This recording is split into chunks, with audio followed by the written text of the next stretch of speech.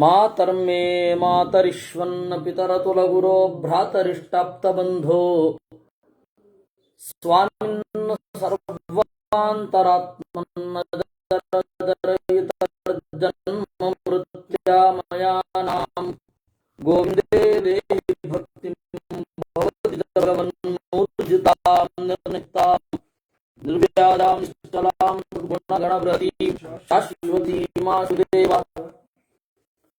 ನಾರಾಯಣಂ ನಮಸ್ಕೃತ್ಯ ನರಂ ಶಿವನರೋತ್ತಮಂ ದೇವೀಂ ಸರಸ್ವತೀಂ ವ್ಯಾಸಂ ತತೋ ಜಯಗ್ರಂಥಮುದೀರಯೇ ವಿಜಾನತಾಂ ಚಿತ್ತಸ್ಯ ಮಧ್ವಸ್ಯ ಗತಿ ಗುರೋಃ ಪೂರ್ವಾಚಾರ್ಯ ಮಹಿಷ್ಠಾನಾಂ ಪ್ರಣತಿ ಮಾಲಿಕಾ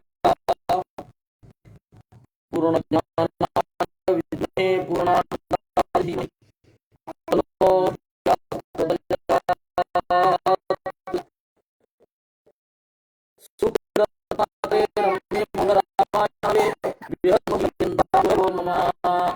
ವಾಲ್ಮೀಕಿರ್ಗಃಪುನೀಯಾನ್ನೋ ಮಹೀಧರ ಪದಾಶ್ರಯಾ ಯತ್ಕಾವ್ಯಮುಪಜೀವಂತಿ ಕವಯಃ ತರಣಕಾ ಇವ.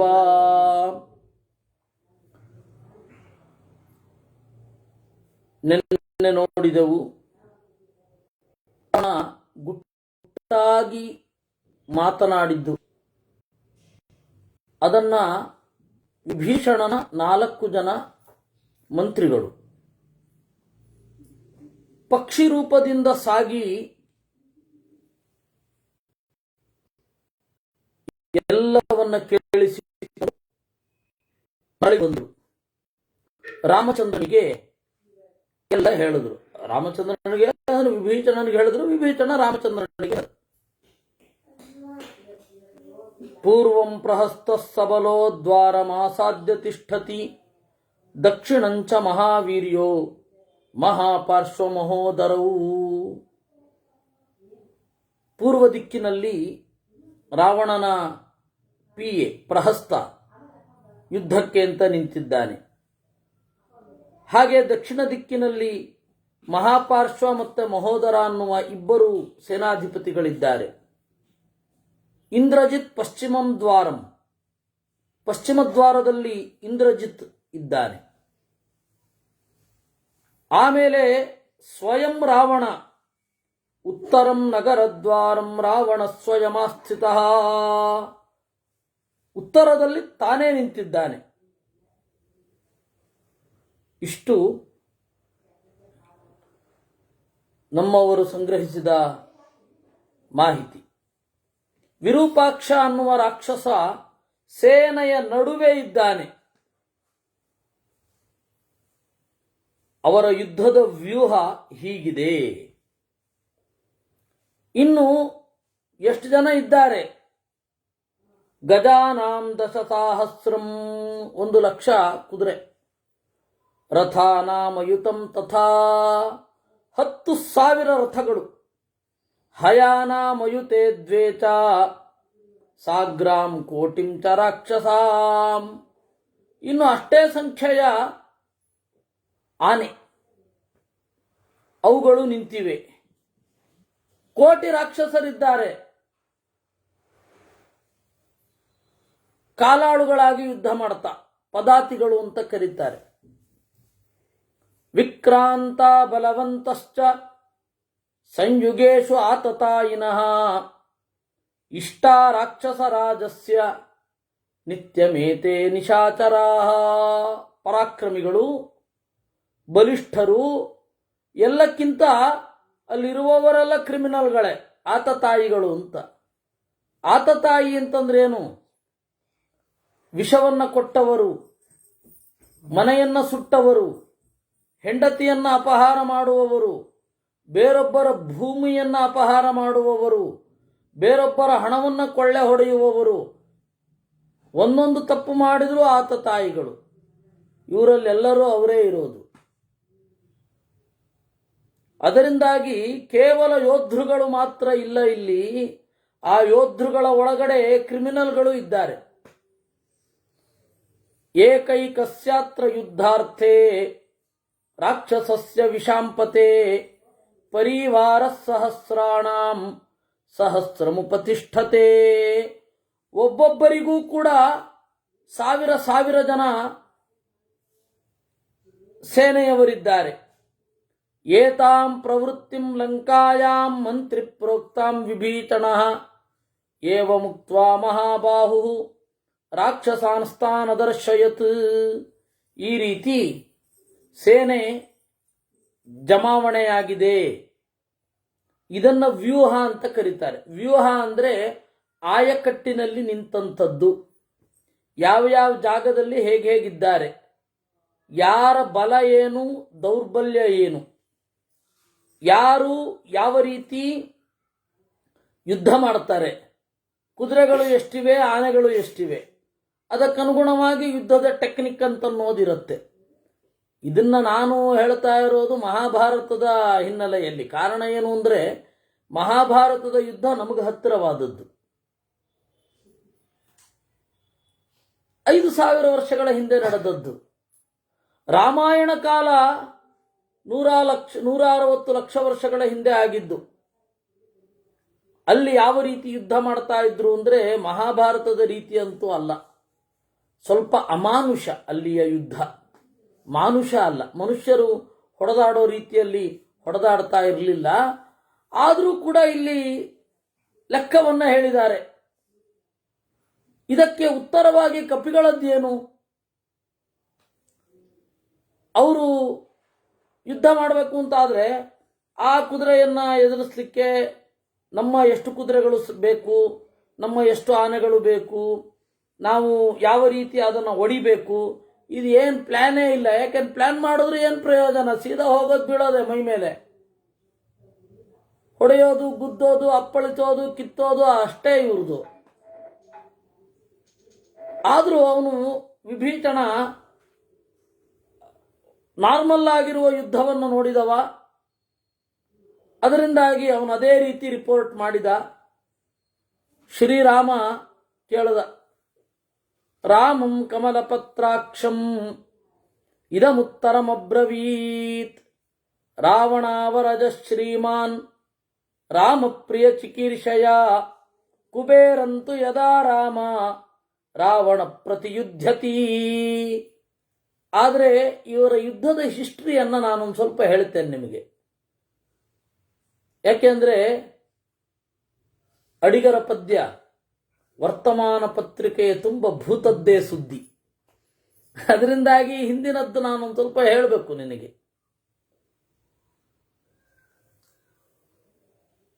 ಇದರ ಮಧ್ಯೆ ಒಂದು ಪ್ರಶ್ನೆ ಶ್ರೀವತ್ಸನದ್ದು. ಇಷ್ಟು ಜನಕ್ಕೆ ಲಂಕೆಯಲ್ಲಿ ಜಾಗ ಎಲ್ಲಿತ್ತು? ನಮಗೆ ಆ ಲಂಕೆನೇ ಗೊತ್ತಿಲ್ಲ. ಈ ಶ್ರೀಲಂಕೆ ಅಲ್ಲ, ಇದು ಶ್ರೀಲಂಕೆ ಅಂತ ಅವರೇ ಕರ್ಕೊಳ್ಳಲ್ಲ, ಸಿಂಹಳ ಅಂತ ಕರೀತಾರೆ ಅವರು. ಇವನ ಕಾಲದಿಂದ, ಅಶೋಕನ ಕಾಲದಿಂದ ಅದು ಸಿಂಹಳವೇ. ಅವರ ಧ್ವಜವನ್ನು ನೋಡಿದ್ರು ನಿಮ್ಗೆ ಗೊತ್ತಾಗತ್ತೆ. ಸಿಂಹ ಮತ್ತೆ ಅದ್ರ ಕೈಯಲ್ಲಿ ಒಂದು ಕತ್ತಿ, ಅದು ಅವರ ಲಾಂಛನ. ಹೀಗಾಗಿ ಅದು ಸಿಂಹಳ ದ್ವೀಪ ಅಪ್ಪ, ಲಂಕೆ ಅಲ್ಲ. ಈ ಲಂಕೆಯನ್ನು ನೋಡ್ಬಿಟ್ಟು ಎಷ್ಟು ಜಾಗ ಇತ್ತು ನಮ್ಗೆ ಗೊತ್ತಿಲ್ಲ. ಆ ಲಂಕೆಯಲ್ಲಿ ಇಷ್ಟು ಜನ ಇದ್ದಾರೆ ಅಂತ ಹೇಳ್ತಾರೆ. ಮತ್ತೆ ಆಚಾರ್ಯರು ಒಂದು ಮಾತು ಹೇಳ್ತಾರೆ, ಯಾವಾಗ ಮಹೌಘದ ಪ್ರಶ್ನೆ ಬಂದಾಗ, ಅದು ಬ್ರಹ್ಮದೇವರ ಒಂದು ವರದಿಂದ ಪುರಸ್ಯ ಅಲ್ಪೇಪಿ ಸ್ಥಳೈ, ಅತ್ಯಂತ ಕಡಿಮೆ ಜಾಗದಲ್ಲಿಯೂ ಬಹಳ ಜನ ಹಿಡಿಸುವಷ್ಟು ಒಂದು ಶಕ್ತಿ ಇತ್ತಂತೆ. ಅದರಿಂದಾಗಿ ಏನಿದೆ ಇಲ್ಲಿ, ರಾವಣಾವರಜ ಶ್ರೀಮಾನ್. ಈ ಹಿಂದೆ ಅವರು ಯುದ್ಧದ ಟ್ರ್ಯಾಕ್ ರೆಕಾರ್ಡ್ ಅನ್ನು ನೋಡೋಣ. ರಾವಣನ ಅಣ್ಣ ಕುಬೇರ, ಆ ಕುಬೇರನ ಜೊತೆ ಯುದ್ಧ ಮಾಡುವಾಗ 60,000 ಸುಮಾರು 60,000 ಜನ ಯಾವಾಗಲೂ ಜೊತೆಗಿರ್ತಾ ಇದ್ರು, ಯುದ್ಧ ಮಾಡ್ತಾ ಇದ್ರು. ರಾವಣನಂತೆಯೇ ಪರಾಕ್ರಮಿಗಳು, ರಾವಣನಂತೆಯೇ ದರ್ಪ. ಇದು ರಾವಣನ ಸುತ್ತ ಇರುವ ಒಂದು ಸೈನ್ಯ, ಕುಬೇರನನ್ನ ಮಣಿಸಿದ ಸೈನ್ಯ.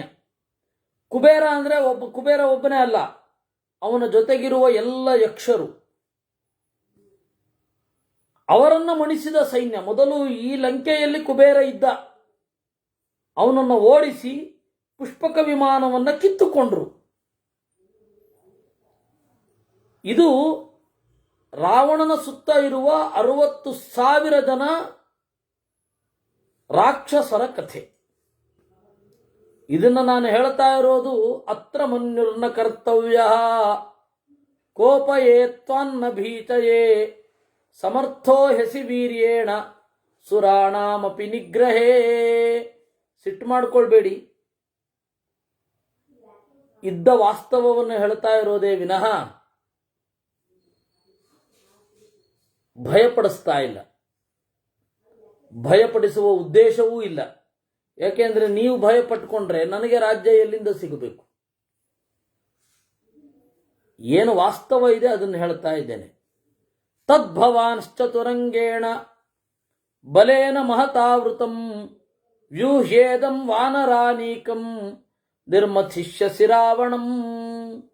ಅದರಿಂದ ಅವರು ಚತುರಂಗ, 4 ತರಹದ ಸೈನ್ಯ ಇದೆ. ಕಾಲಾಳುಗಳು, ಕುದುರೆ, ಆನೆ, ರಥ, 4 ತರಹದ ಸೈನ್ಯ ಇದೆ. ಕಪಿಗಳದ್ದೇನಿದೆ? ಎಲ್ಲ ಒಂದೇ, ಕಾಲಾಳುಗಳು. ಅದರಿಂದ ಆ ವಿಚಿತ್ರವಾದ ಸೈನ್ಯ, ಆ ನಾರ್ಮಲ್, ಅದು ಒಂದು ರೀತಿಯಲ್ಲಿ ಅದು ನಾರ್ಮಲ್, ಒಂದು ರೀತಿಯಲ್ಲಿ ಇದು ಅಬ್ನಾರ್ಮಲ್. ಆ ನಾರ್ಮಲ್ ಆಗಿರುವಂತಹ ಸೈನ್ಯವನ್ನ ಈ ಅಬ್ನಾರ್ಮಲ್ ಸೈನ್ಯ ಇಟ್ಟುಕೊಂಡು ಯಾವ ರೀತಿ ಹೊಡಿಬೇಕು? ರಾವಣ ವರದೇ ವಾಕ್ಯಮೇವಂ ಬ್ರುವತಿ ರಾಘವ ಶತ್ರುಣಾಂ ಪ್ರತಿಘಾತಾರ್ಥಂ ಇದಂ ವಚನಮಬ್ರವೀತ್. ಹೀಗೆ ವಿಭೀಷಣ ಹೇಳ್ತಾ ಇದ್ದಾಗ ರಾಮ ಗಂಭೀರವಾಗಿ ಹೇಳಿದ, ಪೂರ್ವದ್ವಾರಂತು ಲಂಕಾಯಾ ನೀಲೋ ವಾನರಪುಂಗವ ಪ್ರಹಸ್ತಂ ಪ್ರತಿ ಯೋದ್ಧಾ ಸ್ಯಾತ್ ವಾನರೈರ್ಬಹುಭಿರ್ವೃತಃ. ಪೂರ್ವದ್ವಾರದಲ್ಲಿ ಪ್ರಹಸ್ತ ಬರ್ತಾನೆ ಎಂಜಲ್ಲ, ಅಲ್ಲಿ ನೀಲ ಹೋಗಲಿ. ಆ ಪ್ರಹಸ್ತನೆಂಬ ರಾಕ್ಷಸನನ್ನ ನೀಲ ಎದುರಿಸಿ ಕೊಲ್ಲಲಿ. ಅಂಗದೋ ವಾಲಿಪುತ್ರಸ್ತು ಬಲೇನ ಮಹತಾವೃತಃ ದಕ್ಷಿಣೇ ಬಾಧತಾಂ ದ್ವಾರೇ ಮಹಾಪಾರ್ಶ್ವ ಮಹೋದರವು. ಇನ್ನು ದಕ್ಷಿಣ ದಿಕ್ಕಿನಲ್ಲಿ ಮಹಾಪಾರ್ಶ್ವ ಮತ್ತೆ ಮಹೋದರರು ಬರ್ತಾರೆ ಎಂದಿ. ಅಲ್ಲಿಗೆ ಅಂಗದ ಹೋಗಿ ಯುದ್ಧ ಮಾಡಲಿ.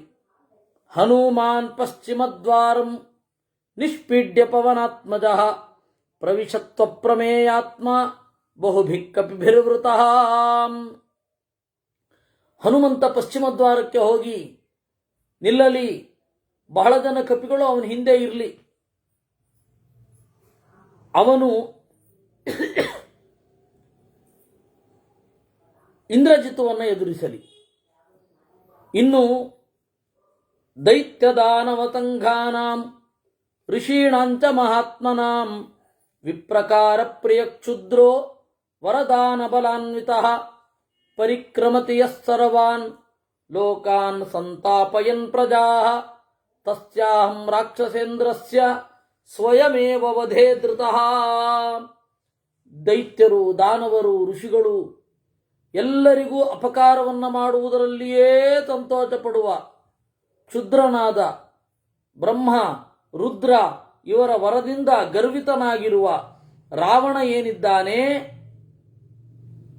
ಆ ರಾವಣನನ್ನು ನಾನೇ ಕೊಲ್ತೇನೆ. ಅದಕ್ಕೆ ಅವನ ಎದುರುಗಡೆ ನಾನೇ ಹೋಗಬೇಕು. ಉತ್ತರಂ ನಗರದ್ವಾರ ಮಹಂತೌ ಮಿತ್ರಿಣಾತಃ ನಿಷ್ಪೀಡ್ಯಾಭಿಪ್ರವೇಕ್ಷ್ಯಾಮಿ ಸಬಲೋ ಯತ್ರ ರಾವಣ. ಉತ್ತರ ನಗರದ್ವಾರದಲ್ಲಿ ನಾನು ನಿಂತುಕೊಳ್ಳುತ್ತೇನೆ. ಸೌಮಿತ್ರಿನಾಥಃ ಲಕ್ಷ್ಮಣನ ಜೊತೆಗೂಡಿ ಹೋಗ್ತೇನೆ. ವಾನರೇಂದ್ರಶ್ಚ ಬಲವಾನ್ ವೃಕ್ಷರಾಜಶ್ಚ ವೀರ್ಯವಾನ್ ರಾಕ್ಷಸೇಂದ್ರಾನುಜಶ್ಚೈವ ಗುಲ್ಮೇ ಭವತು ಮಧ್ಯಮೇ. ವಾನರೇಂದ್ರಶ್ಚ ಬಲವಾನ್, ವಾನರೇಂದ್ರ ಆ ಸುಗ್ರೀವ ಏನಿದ್ದಾನೆ, ಆಮೇಲೆ ಜಾಂಬವಂತ ಏನಿದ್ದಾನೆ, ರಾಕ್ಷಸೇಂದ್ರಾನುಜಶ್ಚೈವ ವಿಭೀಷಣ, ಈ 3 ಜನ ಗುಲ್ಮೆ ಭವತು ಮಧ್ಯಮೇ, ಮಧ್ಯಮದಲ್ಲಿ ಇರಲಿ. ಮಧ್ಯ ಇರೋದರ ಪ್ರಯೋಜನ ಏನು ಅಂತಂದರೆ, ಯಾರಿಗೆ ಎಲ್ಲಿ ಅವಶ್ಯಕತೆ ಇದೆಯೋ ಅಲ್ಲಿಗೆ ಹೋಗಿ ಅವರು ಸಹಾಯ ಮಾಡಬೇಕು. ನ ಚೈವ ಮಾನುಚಂ ರೂಪಂ ಕಾರ್ಯಂ ಹರಿಭಿರಾಹವೇ ಏಷಾ ಭವತು ನ ಸಂಜ್ಞಾ ಯುದ್ಧೇಸ್ಮಿನ್ ವಾನರೇ ಬಲೇ. ಆದರೆ ಯಾವುದೇ ಕಾರಣಕ್ಕೂ ಮಾನುಷ ಬಲವನ್ನು ತಳೆಯುವುದು ಬೇಡ. ಕಪಿಗಳು, ನೀವೆಲ್ಲರೂ ಕಾಮರೂಪಿಗಳು, ಬೇಕಾದ ರೂಪವನ್ನು ತಳೆಯಬಲ್ಲವರು. ಕಾಮರೂಪ ಅಂದ್ರೇನು? ಅಂತಹ ಸಿದ್ಧಿ ಇರುವ ಕಪಿಗಳು. ಈ ಮರದ ಮೇಲೆ ಓಡಾಡುವ ಮಂಗಗಳಲ್ಲ ಇವರೆಲ್ಲ. ಸ್ವಲ್ಪ ಆ ತರಹ ಇದ್ದಾರೆ ಅಂತ ವಾನರ ಅಂತ ಅಷ್ಟೇ ವಿನಃ ಇಲ್ಲಿ ಓಡಾಡುವ ಪ್ರಾಣಿಗಳಲ್ಲ. ಅವರಿಗೆಲ್ಲ ಬೇಕಾದ ರೂಪವನ್ನು ತಳೆಯುವ ಸಾಮರ್ಥ್ಯ ಇತ್ತು. ಹಾಗಂತ ನೀವು ಮಾನುಷ ರೂಪವನ್ನು ತಾಳಿದರೆ ನಮಗೆ ಕನ್ಫ್ಯೂಸ್ ಆಗುತ್ತೆ. ನಿಮಗೆ ಶಕ್ತಿ ಇರಬಹುದು, ಆದರೆ ಇದು ನನ್ನ ಆಜ್ಞೆ, ಯಾವುದೇ ಕಾರಣಕ್ಕೂ ಮನುಷ್ಯರಂತೆ ವೇಷ ತಳೆಯಬಾರದು. ವಾನರ ಏವ ವಹ್ನಿಶ್ಚಿನ್ನಂ ಸ್ವಜನೇಸ್ಮಿನ್ ಭವಿಷ್ಯತಿ ವಯಂತು ಮಾನುಚೇಣೈವ ಸಪ್ತಯೋತ್ಸ್ಯಾಮಹೇ ಪರಾನ್. ನೀವು ಕಪಿಗಳಾಗಿಯೇ ಯುದ್ಧ ಮಾಡಬೇಕು. ನಾವು 7 ಜನ ಮಾತ್ರ. ಯಾರು 7 ಜನ? ಅಹಮೇವ ಸಹ ಭ್ರಾತ್ರ, ನಾನು ಮತ್ತೆ ಲಕ್ಷ್ಮಣ. ಆತ್ಮನ ಪಂಚಮಶ್ಚಾಯಂ ಸಖಾ ಮಮ ವಿಭೀಷಣ. ವಿಭೀಷಣ, ಅವನ 4 ಜನ ಪಿಎಗಳು, ಮಂತ್ರಿಗಳು. 4 1 5, ವಿಭೀಷಣ 5. 6ನೇವನು ಲಕ್ಷ್ಮಣ, 7ನೇವನು ನಾನು. ಈ 7 ಜನ ಮಾತ್ರ ಮಾನುಚ ರೂಪದಿಂದ ಹೋರಾಡುತ್ತೇವೆ. ನೀವು ಯಾರೂ ಮಾನುಚ ವೇಷವನ್ನು ಧರಿಸತಕ್ಕದ್ದಲ್ಲ. ಸರಾಮಕೃತ್ಯ ಸಿದ್ಧ್ಯರ್ಥಂ ಏವ ಮುಕ್ತ್ವಾ ವಿಭೀಷಣಂ ಸುವೇಲಾರೋಹಣೆ ಬುದ್ಧಿಂ ಚಕಾರ ಮತಿಮಾನ್ ಪ್ರಭು. ಈ ರೀತಿ ಆಜ್ಞೆ ಮಾಡಿ ಯುದ್ಧ ಶುರು ಆಗೋದಕ್ಕಿಂತ ಮೊದಲೊಮ್ಮೆ ಸುವೇಲ ಪರ್ವತವನ್ನ ಏರ್ತೇನೆ. ರಮಣೀಯತರಂ ದೃಷ್ಟ್ವಾ ಸುವೇಲಸ್ಯ ಗಿರೇಸ್ತಟಂ ತತಸ್ತು ರಾಮೋ ಮಹತಾ ಬಲೇನ ಪ್ರಚ್ಛಾದ್ಯ ತರವಾಂ ಪೃಥಿವೀಂ ಮಹಾತ್ಮಾ ಪ್ರಹೃಷ್ಟರೂಪೋಭಿಜಗಾಮಲಂಕಾಂ ಕೃತ್ವಾ ಮತಿಂ ಸೋರಿವಧೇ ಮಹಾತ್ಮಾ. ಶತ್ರುವನ್ನು ಕೊಲ್ಲಲು ಮೊದಲು ಶತ್ರುವಿನ ಪಟ್ಟಣವನ್ನೊಮ್ಮೆ ನೋಡಬೇಕು ಅಂತ ಅನ್ನಿಸಿತಂತೆ ರಾಮನಿಗೆ. ಅದರಿಂದಾಗಿ ಸುವೇಲ ಪರ್ವತದ ಎತ್ತರಕ್ಕೆ ನಿಂತು ಕೆಳಗಡೆ ತೋರುವ ಲಂಕೆಯನ್ನು ಕಂಡು ಆಮೇಲೆ ಮುಂದೆ ಯುದ್ಧಕ್ಕೆ ಮುನ್ನಡೆಯೋಣ ಅಂತ ಶ್ರೀರಾಮ ಸುವೇಲ ಪರ್ವತದ ಮೇಲುಗಡೆ ಏರಿದ ಅನ್ನುವಲ್ಲಿಗೆ 37ನೆಯ ಸರ್ಗ. ಸತುಕೃತ್ವಾ ತುವೇಲಸ್ಯ ಮತಿಮಾರೋಹಣಂ ಪ್ರತಿ ಲಕ್ಷ್ಮಣಾನುಗತೋ ರಾಮ ಸುಗ್ರೀವಮಿದಮಬ್ರವೀತ್. ಆಮೇಲೆ ಸುವೇಲವನ್ನು ಏರಬೇಕು ಅಂತ ಲಕ್ಷ್ಮಣ ಹಿಂಬಾಲಿಸಿಕೊಂಡು ಬಂದ.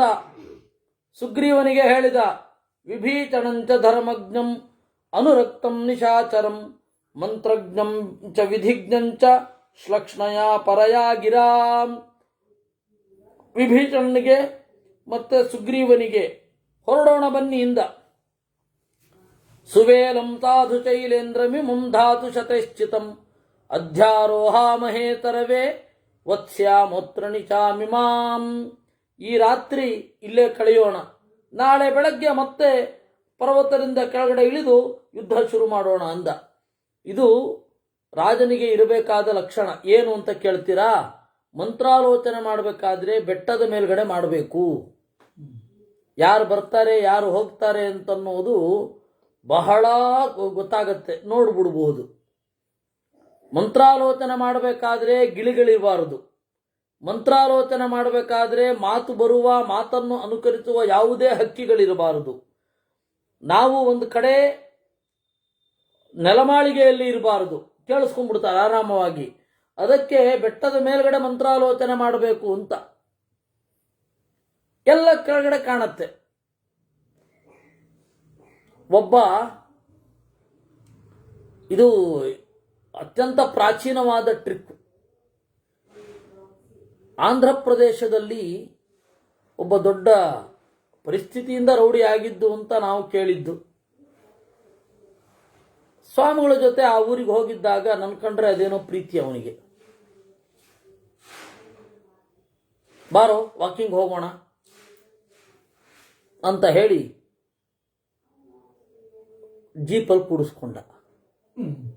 ಇದು ಯಾವ ವಾಕಿಂಗ್ ಮಾರ್ಯಾರೆ, ಸುಮ್ಮನೆ ಇರೋ, ವಾಕಿಂಗ್ ಹೋಗೋಣ ತೆಲುಗಿನಲ್ಲಿ ಮಾತನಾಡಿಕೊಂಡು. ನನಗೆ ತೆಲುಗು ಬರ್ತಿರ್ಲಿಲ್ಲ, ಅವನು ತೆಲುಗಿನಲ್ಲಿ ಮಾತಾಡ್ತಾ ಇದ್ದ. ಸೀದಾ ಕರ್ಕೊಂಡು ಹೋದ ಮೇಲ್ಗಡೆ. ಆಚೆ ಮತ್ತೆ ಅಲ್ಲೊಬ್ಬ ಇಲ್ಲೊಬ್ಬ ಕಾರ್, ಇದು 2 ಗಾಡಿ ನಿಂತಿದೆ, ಆಯುಧ ಸಜ್ಜವಾಗಿದೆ, ಯಾರಾದರೂ ಅಟ್ಯಾಕ್ ಮಾಡಿದ್ರೆ ಅಂತ. ಮಧ್ಯದಲ್ಲಿ ಒಂದು ವಾಕಿಂಗ್. ಎತ್ತರವಾದ ಪ್ರದೇಶದಲ್ಲಿ ಅದು ಮಾಡಿದ್ದು. ಕಾರಣ ಏನು ಅಂದ್ರೆ ಯಾರು ಬರ್ತಾರೆ ಗೊತ್ತಾಗತ್ತೆ ಅಂತ, ನಮ್ಮ ಪ್ರತ್ಯಾಕ್ರಮಣಕ್ಕೆ ಸುಲಭ ಅಂತ. ಇದು ಅತ್ಯಂತ ಹಳೆ ಟೆಕ್ನಿಕ್.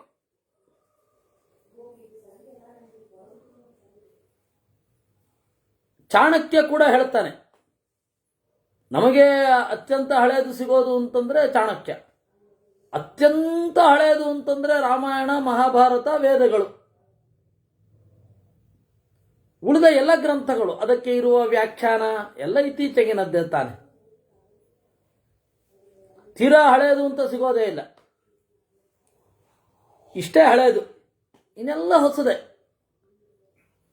ಹಂಗೆ ನೋಡಿದ್ರೆ ಚಾಣಕ್ಯನ ಅರ್ಥಶಾಸ್ತ್ರವೂ ಇತ್ತೀಚೆಗಿನದ್ದು. ಏನೊಂದು 2-3 ಸಾವಿರ ವರ್ಷ. ಆಮೇಲೆ ವೇದದ ವ್ಯಾಖ್ಯಾನ ಶೌನಕರದ್ದು ಎಲ್ಲ. ಶೌನಕರು ಅಂತಂದ್ರೆ ಭಾಗವತ ಕೇಳದವರಲ್ಲ, ಇನ್ನೊಬ್ರು ಯಾರೋ ಶೌನಕರು, ಅವ್ರದ್ದೆಲ್ಲ ವ್ಯಾಖ್ಯಾನವೇ ಸ್ವಲ್ಪ ಹಳೆಯದು. ಇನ್ನೆಲ್ಲ ಉಳಿದದ್ದೆಲ್ಲ ತೀರಾ ಅರ್ವಾಚೀನ. ಅಲ್ಲಿಯೂ ಕೂಡ ಅದೇ ಇರೋದು. ರಾಜನಾದವನು ವಿಹಾರವನ್ನು ಬೆಟ್ಟದ ಮೇಲ್ಗಡೆ ಎತ್ತರದ ಪ್ರದೇಶದಲ್ಲೇ ಮಾಡಬೇಕು. ಯಾಕೆಂದ್ರೆ ಕೆಳಗಡೆ ಇಳಿದು ತಪ್ಪಿಸ್ಕೊಂಡು ಹೋಗ್ಲಿಕ್ಕೆ ಅನುಕೂಲ ಆಗ್ತದೆ. ರಾಜರ ದಾಳಿ ಬಂದ್ರೆ, ಶತ್ರುಗಳ ದಾಳಿ ಆದರೆ ಅನ್ನೋದು ಇದರ ಉದ್ದೇಶ. ಅದರಿಂದಾಗಿ ಏರೋಣ ಅಂತ ಗಂಭೀರವಾಗಿ ಹೇಳಿದ.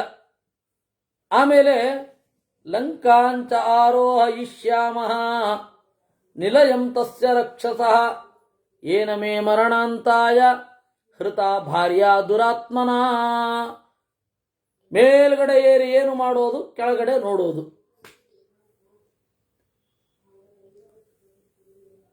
ಇದು ಯಾರ ಸ್ಟೈಲ್ ಅಂತ ಗೊತ್ತಾಗ್ಬಿಟ್ಟಿದೆ ನಿಮಗೆ. ಮೇಲ್ಗಡೆ ಹೋಗೋದು ಯಾಕೆ, ಕೆಳಗಡೆ ನೋಡ್ಲಿಕ್ಕೆ ಅಂತ. ಲಂಕಾಂ ಚಾಲೋಕಯಿಷ್ಯಾಮಃ, ಲಂಕೆಯನ್ನೆಲ್ಲ ನೋಡೋಣ. ಆ ರಾಕ್ಷಸನ ಮನೆ ಗುರುತಿಟ್ಕೊಳ್ಬೇಕು ನಾನು. ಯಾಕೆ ಅಂದ್ರೆ ನನ್ನ ಹೆಂಡತಿಯನ್ನ ಕರ್ಕೊಂಡು ಬಂದದ್ದೇ ಸಾಯ್ಲಿಕ್ಕಾಗಿ ಅವನು. ತಸ್ಮಿನ್ ಮೇ ವರ್ತತೆ ರೋಚಃ ಕೀರ್ತಿತೆ ರಾಕ್ಷಸಾಧಮೆ ಏವಂ ಸಮ್ಮಂತ್ರಯನ್ನೇವ ಸಕ್ರೋಧೋ ರಾವಣಂ ಪ್ರತಿ ರಾಮಸ್ಸುವೇಲ ಮಾತಾದ್ಯ ಚಿತ್ರಸಾನುಂ ಉಪಾರುಹತ್. ಈ ರೀತಿ ಮಾತನಾಡ್ತಾ ರಾಮ ಎತ್ತರಕ್ಕೆ ಏರಿದ. ಪೃಷ್ಠತೋ ಲಕ್ಷ್ಮಣಶ್ಚೈನಂ ಅವಗಚ್ಚತ್ ಸಮಾಹಿತಃ ಸಶರಂ ಚಾಪಮುದ್ಯಮ್ಯ ಸುಮಹದ್ವಿಕ್ರಮೇ ರತಃ. ಅಂಗರಕ್ಷಕನಾಗಿ ಲಕ್ಷ್ಮಣ ಕೂಡ ಸಜ್ಜು ಮಾಡಿದ ಬಿಲ್ಲನ್ನು ಇಟ್ಟುಕೊಂಡು ಹಿಂದ್ಗಡೆ ಏರಿದ. ಆಮೇಲೆ ಹನುಮಂತ, ಅಂಗದ, ನೀಲ, ಮೈಂದ, ದ್ವಿವಿಧ, ಸುಗ್ರೀವ, ವಿಭೀಷಣ, ಗಜ, ಗವಾಕ್ಷ, ಗವಯ, ಶರಭ, ಗಂಧಮಾಧನ, ಪನಸ, ಕುಮುದ, ಹರ, ರಂಭ, ಜಾಂಬವಂತ, ಸುಷೇಣ, ಋಷಭ, ದುರ್ಮುಖ ಇವರೆಲ್ಲರೂ ಕೂಡ ಏರಿದರು. ಅಧ್ಯಾರೋಹಂತ ಶತಶಃ ಸುವೇಲಂ ಯತ್ರ ರಾಘವ ತೇತ್ವ ದೀರ್ಘೇಣ ಕಾಲೇನ ಗಿರಿಮಾರುಶ್ಚ ಸರ್ವತಃ. ಎತ್ತರಕ್ಕೆ ಏರಿದ್ರು. ದದೃಶಿ ಶಿಖರೇ ತಸ್ಯ ವಿಷಕ್ತಾಮಿವ ಖೇಪುರೀಂ ತಾಂ ಶುಭಾಂ ಪ್ರವರದ್ವಾರಾಂ ಪ್ರಾಕಾರವರಚೋಭಿತಾಂ. ಎತ್ತರಕ್ಕೆ ಏರಿದ್ರು. ಲಂಕೆಯ ಮನೆಗಳ ಕೊನೆಯ ಅಂತಸ್ತು ಅವರಿಗೆ ಒಂದು ಜಿಗಿತದಲ್ಲಿತ್ತು. ಅಂದ್ರೆ ಅಷ್ಟು ಎತ್ತರದ ಸ್ಕೈ ಸ್ಕ್ರೇಪರ್ಸ್ ಅಂತ ಕರೀತಾರಲ್ಲ, ಆ ತರಹದ ಮನೆಗಳಿರುವ, ಆ ತರಹದ ಭವನಗಳಿರುವ ಲಂಕೆ. ಅದನ್ನು ನೋಡ್ತಾ ಇದ್ರೆ ಈ ಊರು ಲಂಕೆ ಆಕಾಶದಲ್ಲಿ ಖಚಿತವಾಗಿದೆಯೋ ಎಂಬಂತೆ ಕಾಣಿಸ್ತಾ ಇತ್ತು. ಖೇ ವಿಷಿಕ್ತಾಮಿವ ಪುರೀಂ ಲಂಕಾಂ ರಾಕ್ಷಸ ಸಂಪೂರ್ಣಾಂ ದದೃಚುರ್ಹರಿಯೂಥಪಾಃ ಪ್ರಾಕಾರಾವಸಥಾಂಶ್ಚೈವ ತಥಾ ನೀಲೈಶ್ಚ ರಾಕ್ಷಸೈಃ. ಎತ್ತರಕ್ಕೆ ಏರಿ ನೋಡಿದರು ಎತ್ತರೆತ್ತರದ ಭವನಗಳು, ಅದರಲ್ಲಿ ಕಪ್ಪು ರಾಕ್ಷಸರು ಇವರನ್ನು ನೋಡಿದರಂತೆ. ತಂ ದೃಷ್ಟ್ವಾ ವಾನರಾಸ್ತರವೇ ರಾಕ್ಷಸಾನ್ ಯುದ್ಧ ಕಾಂಕ್ಷಿಣಃ ಮುಮುಚುರು ವಿವಿಧಾನ್ನಾದಾನ್ ತಶ್ಚ ರಾಮಶ್ಚ ಪಶ್ಚಾತಃ. ರಾಕ್ಷಸರನ್ನ ನೋಡಿದ್ಮೇಲೆ ಸುಮ್ಮನೆ ಇರ್ಲಿಕ್ಕಾಗತ್ತಾ? ಇವರು ಹುಂಕಾರ ಮಾಡಿದ್ರು, ಇವರು ಹುಂಕಾರ ಮಾಡಿದ್ಮೇಲೆ ಅವರು ಸುಮ್ಮನೆ ಇರ್ತಾರ? ಅವರು ಹುಂಕಾರ ಮಾಡಿದ್ರು. ರಾಮ ಪ್ರಸನ್ನನಾಗಿ ಇದನ್ನು ಕೇಳಿಕೊಂಡಿದ್ದ, ರಿಯಾಕ್ಟ್ ಆಗಲಿಲ್ಲ. ಧೀರ ಗಾಂಭೀರ್ಯ ಅಂದ್ರೆ ಅದೇ ತಾನೇ. ತತೋಸ್ತಮಗಮತ್ಸೂರ್ಯ ಸಂಧ್ಯಾ ಪ್ರತಿರಂಜಿತಃ ಪೂರ್ಣಚಂದ್ರ ಪ್ರದೀಪ್ತಾ ಚ ಕ್ಷಪಾ ಸಮತಿವರ್ತತ. ಹಾಗೆ ಸೂರ್ಯ ಸಂಧ್ಯಾ ಪ್ರತಿರಂಜಿತಃ, ಸಂಜೆಯಿಂದ ಕೆಂಪಾಗಿ ಕಣ್ಮರೆಯಾದ ಅದೇ ಜಾಗದಲ್ಲಿ ಪೂರ್ಣಚಂದ್ರ ಪ್ರದೀಪ್ತಾಚ ಕ್ಷಪಾ ಸಮತಿ ವರ್ತತ, ತುಂಬಿದ ಚಂದ್ರನಿರುವ ಇರುಳು ಮೊದಲಾಯಿತು, ಶುರು ಆಯಿತು ಅಂತ. ತತಸ್ಸರಾಮೋ ಹರಿವಾಹಿನೀಪತಿ ವಿಭೀಷಣೇನ ಪ್ರತಿನಂದ್ಯ ಸತ್ಕೃತಃ ಸಲಕ್ಷ್ಮಣೋ ಯೂಥಪಯೂಥ ಸಂಯುತಃ ಸುವೇಲ ಪೃಷ್ಠೇನ್ಯವಸದ್ಯಥಾ ಸುಖಂ. ಹಾಗೆ ಸುಖವಾಗಿ ವಾಸ ಮಾಡಿದ ಅನ್ನುವಲ್ಲಿಗೆ 38ನೆಯ ಸರ್ಗ. ಇಷ್ಟರೊಟ್ಟಿಗೆ ಪ್ರಕ್ಷಿಪ್ತ ಸರ್ಗ ಒಂದಿದೆ.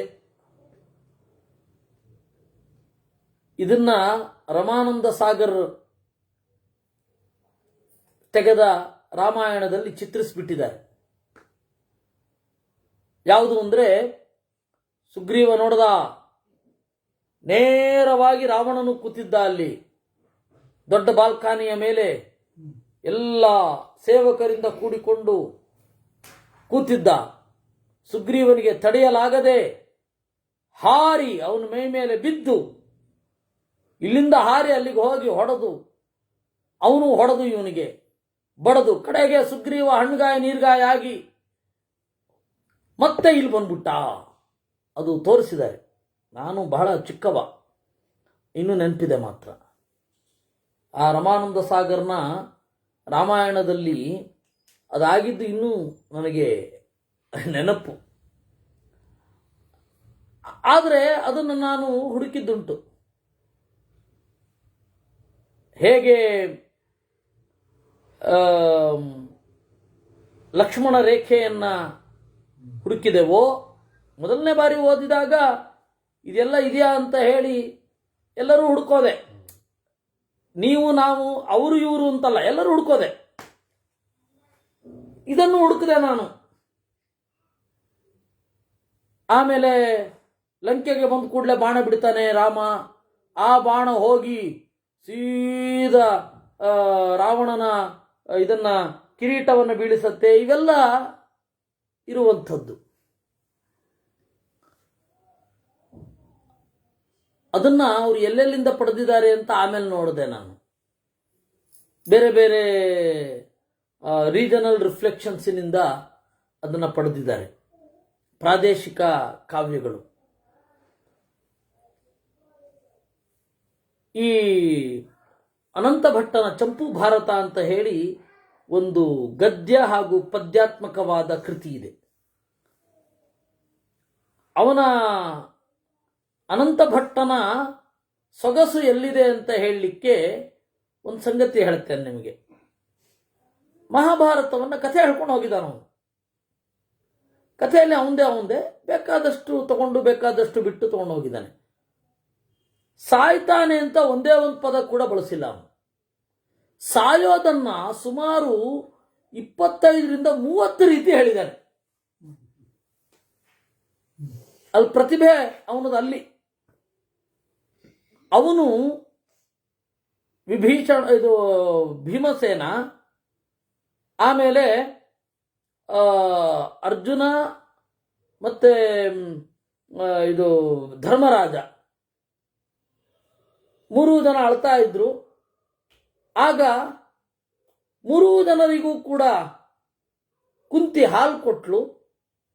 ಒಂದು ಭಾಗವನ್ನು ಪೂರ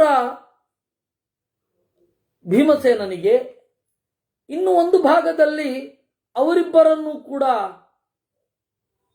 ಅವರಿಬ್ಬರಿಗೂ ಒಟ್ಟಿಗೆ ಅಂತ.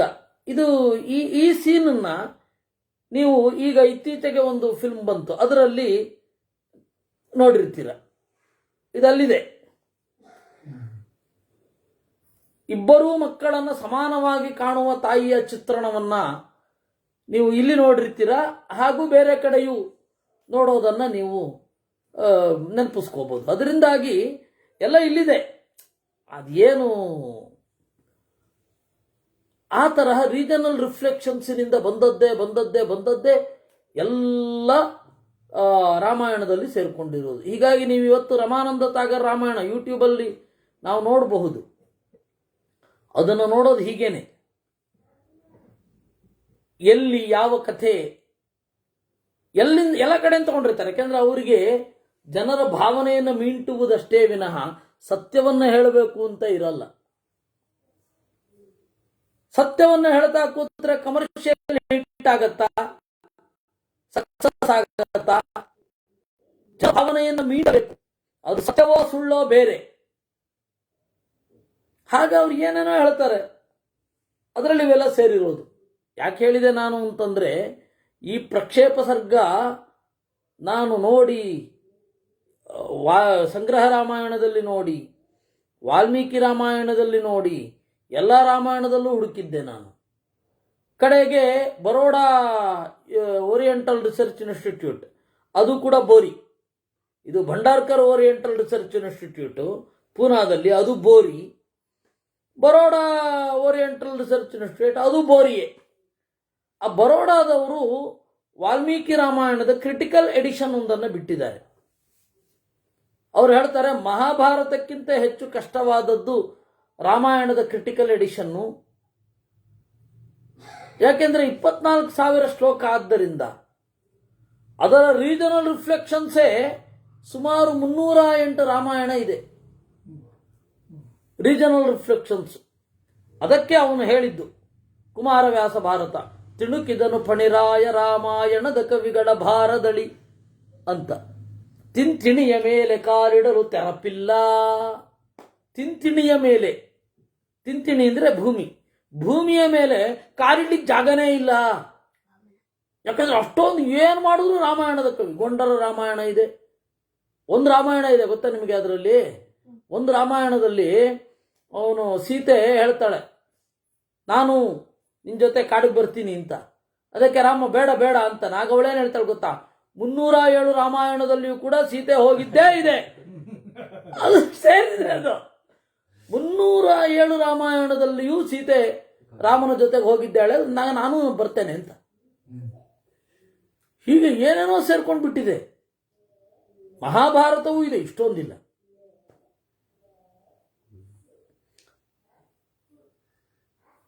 ಇದು ಎಲ್ಲದರ ಮೇಲೆ ಇವ್ರ ಕಾಟಗಳು ಬೇರೆ.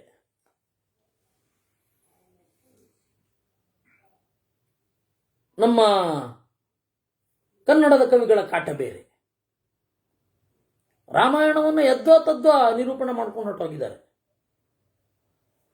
ಹಾಗೆ ರಾಮಾಯಣ ಏನಿದೆ ಅದರ ಒಂದು ನೋಟ, ಅದು ಪ್ರಕ್ಷೇಪ ಅಂತ ಇಲ್ಲಿ ಗೊತ್ತಾಯ್ತು. ಇಷ್ಟೇ. ರಾತ್ರಿ ನೋಡ್ತಾರೆ, ನೋಡ್ಬಿಟ್ಟು ಅಲ್ಲಿ ವಾಸ ಮಾಡ್ತಾರೆ. ತಾಮ್ ರಾತ್ರಿ ಮುಚಿತಾಸ್ತತ್ರ ಸುವೇರೆ ಹರಿಯೂಥಪಾಹ ಲಂಕಾಯಾಮ್ ದದೃಚರು ವೀರಾವನಾನ್ಯುಪವನಾನಿ ಚ. ರಾತ್ರಿ ವಾಸ ಮಾಡಿದ್ರು ಸುವೇಲ ಪರ್ವತದಲ್ಲಿ ಮಲಗುತ್ತಾ.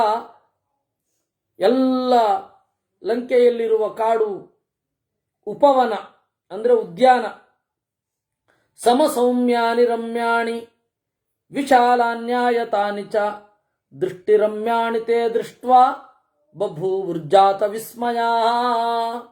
ಒಳ್ಳೆ ರಮ್ಯವಾದ ವಿಶಾಲವಾದ ಮನೆಗಳು, ದೃಷ್ಟಿರಮ್ಯಾಣಿ ನೋಡಲಿಕ್ಕೆ ಚಂದದ ಮನೆಗಳು.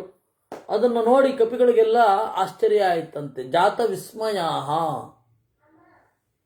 ಪ್ರಾಯ ಈ ಭಾವನೆಯನ್ನು ಎತ್ತಿಕೊಂಡು ಕಪಿಗಳಿಗೆ ಅಗಲವಾದ ಮನೆಯನ್ನು ನೋಡಿ ಖುಷಿಯಾಗಬೇಕಾದ್ರೆ ಅವ್ರ ಮನೆ ಇಕ್ಕಟ್ಟಾಗಿತ್ತೋ ಏನೋ ಅಂತ ಇಟ್ಟುಕೊಂಡು ಇಕ್ಕಟ್ಟಾದ ಜಾಗಕ್ಕೆ ಕಿಷ್ಕಿಂಧೆ ಅಂತ ಕರೆಯೋದು ಬಂದ್ಬಿಟ್ಟಿದೆ. ಮತ್ತೆ ಇನ್ನೂ ಒಂದು ಕಾರಣ ಏನು ಅಂದರೆ, ಆ ಹಂಪೆಗೆ ಹೋಗ್ತಾರೆ, ಹಂಪೆಯಲ್ಲಿ ಕಪಿಗಳಿದ್ರು ಅಂತ ಒಂದು ಭ್ರಮೆ. ಆ ಸೀತೆಯ ಸೆರಗು ಅಂತ ಒಂದು ತೋರಿಸ್ತಾರೆ. ಆ ಸೀತೆಯ ಸೆರಗು ನಿಜವಾಗಿಯೂ ಅದು ಸೀತೆಯ ಸೆರಗಿನ ಇದೇ ಆಗಿದ್ರೆ ಅದೊಂದು ಟನ್ ಆದ್ರೂ ಭಾರ ಇರಬೇಕು. ಅಷ್ಟು ಭಾರ ಇದ್ರೆ ಮಾತ್ರ ಇದರಲ್ಲಿ ಬೀಳೋದು, ಅದು ಕಲ್ಲಿನಲ್ಲಿ ಒಡ ಮೂಡೋದು, ಇಲ್ಲಾಂದ್ರೆ ಮುಡ್ಲಿಕ್ಕೆ ಸಾಧ್ಯವೇ ಇಲ್ಲ. ಅದು ಗೊತ್ತಿಲ್ಲ. ಅದನ್ನು ನಾವು ಕಿಷ್ಕಿಂಧೆ ಅಂತ ಹೇಳಿ ಜನಪ್ರೀತ್ಯರ್ಥಂ ಪ್ರೇರಣೆಯ ಹೇಳಬೇಕೇನೋ. ಜನರೆಲ್ಲ ಸಂತೋಷ ಪಡ್ತಾರೆ ಹನುಮಂತ ಕನ್ನಡಿಗ ಅಂತ ಹೇಳಿ ಹೇಳಬೇಕೇನೋ. ಆದರೆ ವಾಸ್ತವವಾಗಿ ಹೇಳೋದಾದ್ರೆ ನಮಗ್ ಗೊತ್ತಿಲ್ಲ.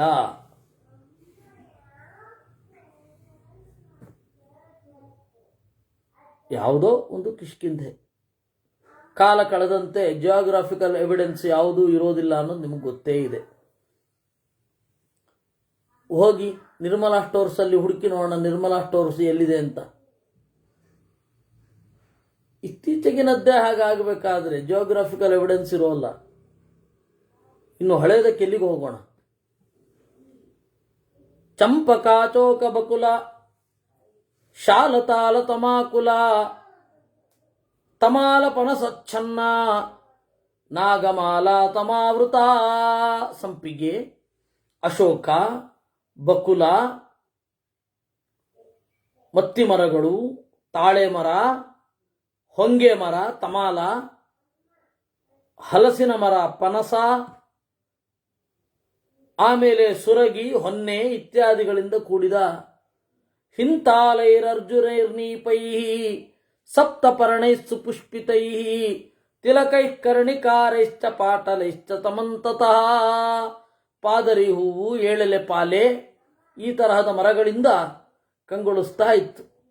ವಿಚಿತ್ರ ಕುಸುಮೋಪೇತೈ ರಕ್ತ ಕೋಮಲ ಪಲ್ಲವೈ ಶಾದ್ವಲೈಶ್ಚ ತಥಾ ನೀಲೈ ಚಿತ್ರಾಭಿರ್ವನರಾಜಿಭಿ. ಅಚ್ಚರಿಗೊಳಿಸುವ ಹೂವು, ಕೆಂಪು ಬಣ್ಣದ ಮಿದುವಾದ ಹೂವು, ಒಳ್ಳೆಯ ಹುಲ್ಲುಗಾವಲು ಇತ್ಯಾದಿಗಳಿಂದ ಕೂಡಿರುವ ಒಂದು ಲಂಕೆಯನ್ನು ಏರಿಯಲ್ ವ್ಯೂನಲ್ಲಿ ನೋಡುದು. ಇವ್ರು ಮೇಲ್ಗಡೆ ಏರಿದ್ರಲ್ಲ, ಕೆಳಗಡೆ ವಿಸ್ತಾರವಾದ ಲಂಕೆ ಕಾಣಿಸ್ತಾ ಇತ್ತು. ಗಂಧಾಢ್ಯಾನ್ಯತಿ ರಮ್ಯಾಣಿ ಪುಷ್ಪಾಣಿ ಚ ಫಲಾನಿ ಚ ಧಾರಯಂತ್ಯಗಮಾಸ್ತತ್ರ ಭೂಷಣಾನೀವ ಮಾನವಾಃ. ಗಂಧದಿಂದ ಕೂಡಿರುವ ಅತ್ಯಂತ ರಮ್ಯವಾದ ಹೂವು, ಹಣ್ಣು ಇವುಗಳಿರುವ ಮರ ಅದು. ಆ ಮರದ ಹೂವು, ಹಣ್ಣು ಮೊದಲಾದವುಗಳೆಲ್ಲ ಮನುಷ್ಯರು ಆಭರಣಗಳನ್ನು ಧರಿಸಿದಂತೆ ಇತ್ತು. ತಚ್ಚೈತ್ರ ರಥ ಸಂಕಾಚಂ ಮನೋಜ್ಞಂ ನಂದನೋಪಮಂ ವನಂ ತರ್ವರ್ತಕಂ ರಮ್ಯಂ ಶುಶುಭೆ ಷಟ್ಪದಾಯುತಂ. ಚೈತ್ರರಥ, ಕುಬೇರನ ಉದ್ಯಾನವನ್ನ ಚೈತ್ರರಥ ಅಂತ ಕರೀತಾರೆ.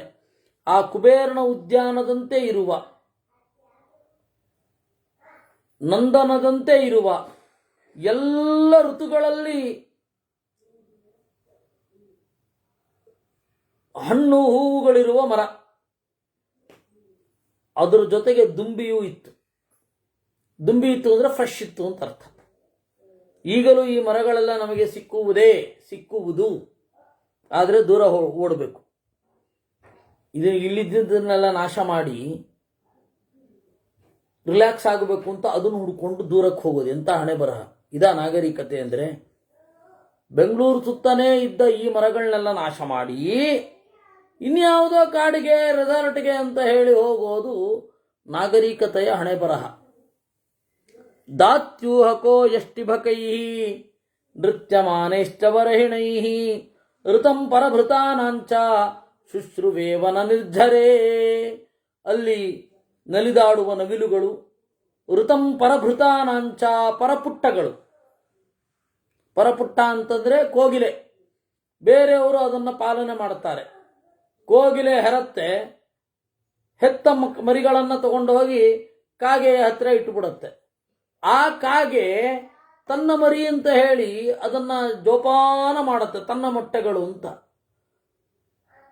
ಆಮೇಲೆ ಅದು ದೊಡ್ಡದಾದ ಮೇಲೆ ಕೂಗಿದಾಗ ಗೊತ್ತಾಗುತ್ತೆ, ಓ ನನ್ನ ಮರಿ ಅಲ್ಲ ಇದು ಅಂತ. ಈ ತರಹದ, ಅದಕ್ಕೆ ಪರಭೃತ, ಬೇರೆಯವರಿಂದ ಸಾಕಲ್ಪಡತ್ತೆ, ತನ್ನನ್ನು ಹೆತ್ತ ತಂದೆ ತಾಯಿಗಳಿಂದಲ್ಲ, ಪರಭೃತರು ಅಂತ. ಅದಕ್ಕೆ ಋತಂ ಪರಭೃತಾನಾಂಚ. ಇವರೆಲ್ಲರ ಹುಲಿಗಳನ್ನು ಕೇಳಿದರು.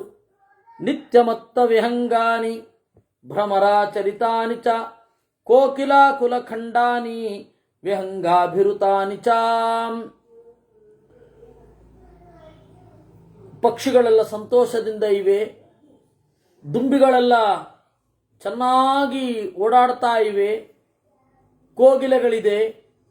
ಭೃಂಗರಾಜಾಧಿಗೀತಾನಿ ಕುರರಸ್ವನಿತಾನಿ ಚ ತೇಷಾಂ ಪ್ರವಿಶತಾಂ ತತ್ರ ವಾನರಾಣಾಂ ಮಹೌಜತಾಂ. ಬಹಳ ಸಂತೋಷಪಟ್ರಂತೆ. ಆಮೇಲೆ ಸುಗ್ರೀವನನ್ನ ಅನುಮತಿ ಕೇಳಿದ್ರು, ಒಮ್ಮೆ ಹೋಗಿ ಲಂಕೆಗೆ ಹೋಗಿ ಬಂದ್ಬಿಡ್ತೀವಿ ಅಂತ. ಆಯ್ತು, ಆ ಕಾಡಿನ ಪೋರ್ಷನ್ ಅನ್ನು ಮಾತ್ರ ನೋಡ್ಕೊಂಡು ಬನ್ನಿ ಇಂದ ಅವನು. ಇವರು ಹೋದ್ರು. ಕುರುವಂತಸ್ತೆ ಮಹಾವೇಗಾ ಮಹೀಂ ಚರಣ ಪೀಡಿತಾಂ ರಜಶ್ಚ ಸಹಸೈವೋರ್ಧ್ವಂ ಜಗಾಮ ಚರಣೋತ್ಥಿತಂ. ದಡದಡನೆ ಓಡ್ಕೊಂಡು ಹೋದ್ರು. ಕಪಿಗಳು ಓಡುವ ರಭಸಕ್ಕೆ ಧೂಳು ಮೇಲ್ಗಡೆ ಎದ್ದಿತ್ತು. ಆಮೇಲೆ ವೇಗವಾಗಿ ಶಿಖರಂತು ತ್ರಿಕೂಟಸ್ಯ ಪ್ರಾಂಚು ಚೈಕಂ ದಿವಸ್ಪೃಶಂ ಸಮಂತಾತ್ ಪುಷ್ಪ ಸಂಚ್ಛನ್ನಂ ಮಹಾರಜತ ಸನ್ನಿಭಂ. ಬಂಗಾರದಂತೆ ಹೊಳೆಯುತ್ತಿರುವ ಆ ಸೊಬಗುಗಳನ್ನು ನೋಡಿದರಂತೆ. ಮನಸಾಪಿ ದುರಾರೋಹಂ ನಿವಿಷ್ಟಾತಸ್ಯ ಶಿಖರೇ ಲಂಕಾ ರಾವಣ ಪಾಲಿತ. ಹೀಗೆ ಲಂಕೆಯ ಹತ್ತಿರ ಹೋಗಿ ಅವರು ನೋಡಿದರು, ಏನು ಮಾಡಲಿಲ್ಲ. ಯಾಕೆಂತಂದರೆ ಶತ್ರುವಿನ ಪ್ರದೇಶ. ಅಂದರೆ ಒಂದು ರೀತಿಯಲ್ಲಿ ನಾವು ಇವತ್ತು ಕಾಶ್ಮೀರದಲ್ಲಿ ನಿಂತು ಪಾಕ್ ಆಕ್ರಮಿತ ಕಾಶ್ಮೀರವನ್ನು ಒಂದು ಸ್ಕೈ ಸ್ಕ್ರೇಪರಲ್ಲಿ ನಿಂತು ನೋಡಿದ ಹಾಗಿರುತ್ತೆ. ಹಾಗೆ ಪ್ರಾಸಾದೈಶ್ಚ ವಿಮಾನೈಶ್ಚ ಲಂಕಾ ಪರಮಭೂಚಿತ ಘನೈರಿವಾತ ಪಾಪಾಯೇ ಮಧ್ಯಮಂ ವೈಷ್ಣವಂ ಪದಂ. ಅತ್ಯಂತ ಮನೋಹರ. ಈ ರೀತಿ ರತ್ನಪೂರ್ಣವಾದ ಪ್ರಾಸಾದದ ಮಾಲೆಗಳೇ ಇರುವ ಪುರೀಂ ಮಹಾಯಂತ್ರ ಕವಾಟ ಮುಖ್ಯಾಂ. ಯಂತ್ರಗಳಿಂದ ಕೂಡಿರುವ, ಕಲ್ಲು ಬೀರುವ, ಕುದಿಯುವ ಎಣ್ಣೆಗಳನ್ನು ಎಸೆಯುವ ಒಂದು ಪ್ರಾಕಾರಗಳು, ಅದರಿಂದ ಕೂಡಿರುವ ಲಂಕೆಯನ್ನ ಅವನೂ ನೋಡಿದ, ರಾಮನೂ ನೋಡಿದ, ಕಪಿಗಳೂ ನೋಡಿದರು ಅನ್ನುವಲ್ಲಿಗೆ 39ನೆಯ ಸರ್ಗ. ತಥೋ ರಾಮಸ್ಸು ವೇಲಾಗ್ರಂ ಯೋಜನದ್ವಯ ಮಂಡಲಂ ಉಪಾರೋಹತ್ವ ಸುಗ್ರೀವೋ ಹರುಯೂಥೈ ಸಮನ್ವಿತಃ. ಈ ರೀತಿ ಏರಿದಾಗ ಅಲ್ಲಿ ರಾವಣ ಇದ್ದ. ಮನೆಯ ಮೇಲ್ಗಡೆ ಮಹಡಿಯಲ್ಲಿ ಹೇಗಿದ್ದ? ಶ್ವೇತಚಾಮರ ಪರ್ಯಂತಂ ವಿಜಯಚ್ಛತ್ರ ಶೋಭಿತಂ. ಬಿಳಿಯಾದ ಚಾಮರವನ್ನ ಬೀಸ್ತಾ ಇದ್ರು. ರಕ್ತಚಂದನ ಸಂಲಿಪ್ತಂ ರಕ್ತಾಭರಣ ಭೂಷಿತಂ. ಅವನು ನೀಲಿ ಕಪ್ಪು ಮೈ ಬಣ್ಣದವ, ಒಳ್ಳೆ ಕೆಂಪಗಿರುವ ಚಂದನವನ್ನ ಮೈತುಂಬ ಹಚ್ಕೊಂಡಿದ್ದ. ಅವನ ಆಭರಣ ಎಲ್ಲ ಪುಟಕ್ಕಿಟ್ಟ ಬಂಗಾರ ಆದ್ದರಿಂದ ಕೆಂಪಗಿತ್ತು. ನೀಲಜೀಮೂತ ಸಂಕಾಚಂ. ನೀಲಿ ಮೋಡತ್ತರ ಇದ್ದ. ಹೇಮ ಸಂಚಾದಿತಾಂಬರಂ.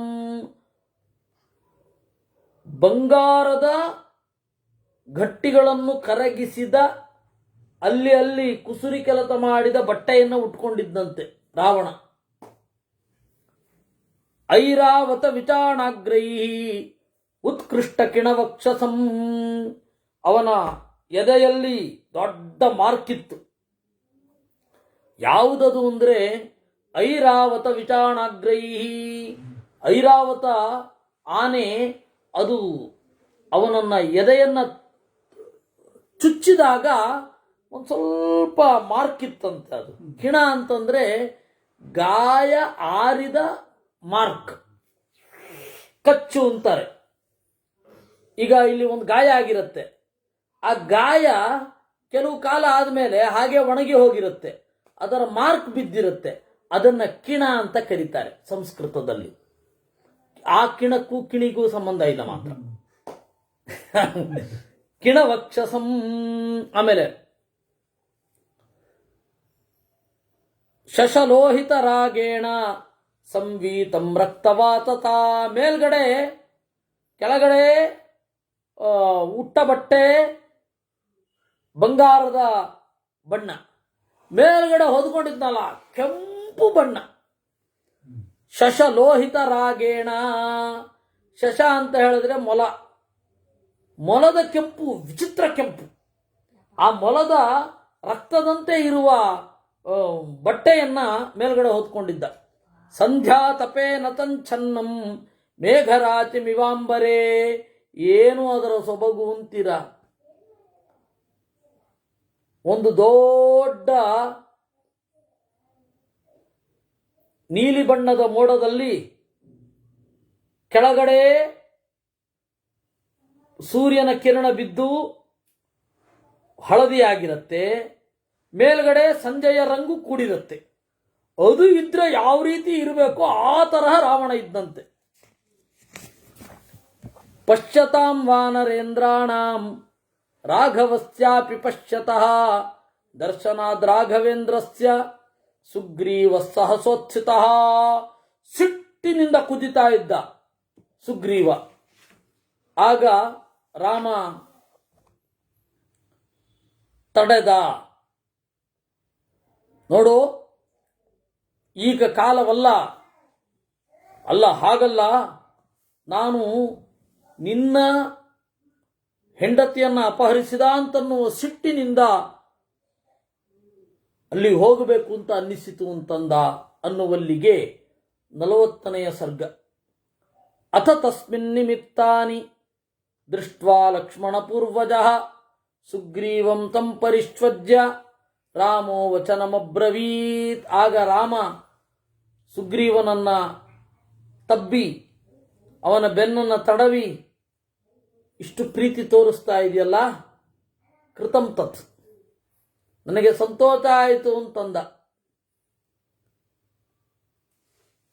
ಹತ್ವಾಹಂ ರಾವಣಂ ಯುದ್ಧೇ ಸಪುತ್ರ ಬಲವಾಹನಂ ಅಭಿಷಿಚ್ಯ ಚಲಂಕಾಯಾಂ ವಿಭೀಷಣಮಥಾಪಿವ ಭರತೆ ರಾಜ್ಯಮಾರೋಪ್ಯ ತ್ಯಕ್ಷೇ ದೇಹಂ ಮಹಾಬಲ.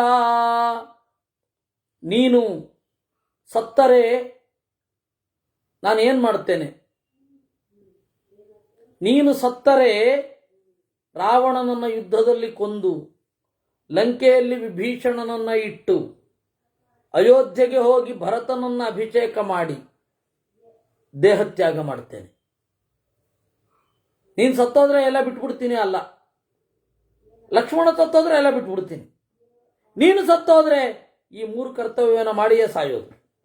ರಾವಣನನ್ನ ಕೊಲ್ತೇನೆ, ವಿಭೀಷಣನನ್ನ ಲಂಕೆಯಲ್ಲಿ ರಾಜನನ್ನಾಗಿ ಮಾಡ್ತೇನೆ, ಭರತನಿಗೆ ಅಯೋಧ್ಯೆಯನ್ನು ವಹಿಸಿ ಆಮೇಲೆ ಪ್ರಾಣತ್ಯಾಗ ಮಾಡ್ತೇನೆ ಎಂದ. ಅದಕ್ಕೆ ಅವನು ಹೇಳ್ದ, ಇಲ್ಲ ಇಲ್ಲ, ನನಗೆ ತವ ಭಾರ್ಯಾಪಹರ್ತಾರಂ ದೃಷ್ಟ್ವಾ ರಾಘವ ರಾವಣಂ ಮರ್ಷಯಾಮಿ ಕಥಂ ವೀರ ಜಾನನ್ ವಿಕ್ರಮಮಾತ್ಮನಃ. ಈ ರೀತಿ ಹೇಳಿದಾಗ ಸುಗ್ರೀವನು ಸಮಾಧಾನಗೊಂಡು ಮುಂದಿನ ಯುದ್ಧ ಹೇಗೆ ಅಂತಂದಾಗ ರಾಮ ಲಕ್ಷ್ಮಣನ ಕಡೆ ತಿರುಗಿ ಹೇಳಿದ, ನೋಡು, ಮೊದಲು ಊಟದ ವ್ಯವಸ್ಥೆ ಆಗಬೇಕು.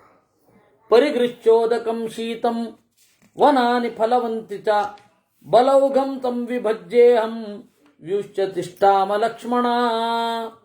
ನೋಡು, ನೀರು, ಹಣ್ಣು, ಜೇನು, ಗೆಡ್ಡೆ ಮೊದಲಾದವುಗಳನ್ನು, ಗೆಡ್ಡೆ ಗೆಣಸು ಅಂದರೆ ಒಂದೇ ಅದು ಗೆಡ್ಡೆ, ಗೆಣಸು ಒಂದು ಗೆಡ್ಡೆ, ಗೆಣಸಲ್ಲದ ಗೆಡ್ಡೆಗಳು ಬೇಕಷ್ಟಿರ್ತವೆ. ಅದರಿಂದಾಗಿ ಗೆಡ್ಡೆಗಳನ್ನೆಲ್ಲ ಎಲ್ಲ ಸೈನಿಕರಿಗೆ ಸಮವಾಗಿ ವಿಭಾಗ ಮಾಡಿಕೊಡೋ ಕೆಲಸ ನಿಂದು. ಫುಡ್ ಡಿಪಾರ್ಟ್ಮೆಂಟ್ ನೀನು ನೋಡ್ಕೋಬೇಕು ಇಡೀ ಯುದ್ಧ ಆಗೋ ತನಕ. ಆಮೇಲೆ ನಾವು ಯುದ್ಧ ಮಾಡೋಣ ಅಂತ ಹೇಳಿದ ಅನ್ನುವಲ್ಲಿಗೆ ಇವತ್ತಿನ ಚಿಂತನೆಯನ್ನು ಮುಗಿಸೋಣ. ಕೃಷ್ಣನಲ್ಲಿ ಅರ್ಪಿಸೋಣ. ಕೃಷ್ಣಾರ್ಪಣಮಸ್ತು.